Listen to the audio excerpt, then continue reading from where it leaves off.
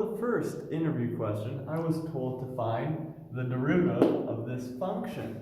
And when you look at this function, you can tell that it's a function being divided by another function, which is a quotient, which means you use quotient rule. And with quotient rule, to find the derivative, you have to have f prime at x, which would be the top one, times g of x, which would be the bottom one, minus g prime of x, times f at x, all divided by g of x squared.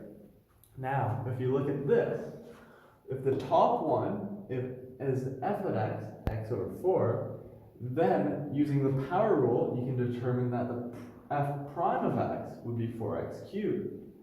And g of x on the bottom, it would be right here. And that means g prime of x, which you use power rule again, would give you 12x squared plus 3.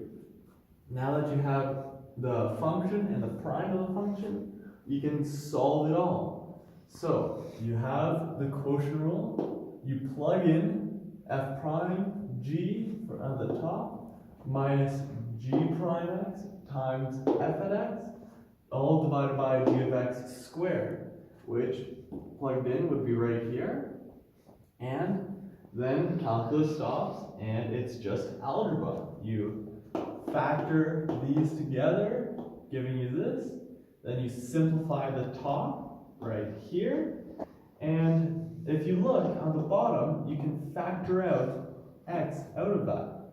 And then, so since it's factored out, you square it. And on the top, after simplification, you can factor out x to the power of 4. And when both of those are factored out, you can actually cancel them out, leaving x squared on top. And after it's factored out, it leaves 4x squared plus 9. And after x is factored out, it leaves 4x squared plus 3, all to the power of 2. And so after canceling out, simplifying to the fullest, the derivative of x to the power of 4 over 4x cubed plus 3x would be x squared times 4x squared plus 9, all divided by 4x squared plus 3, all to the power of 2.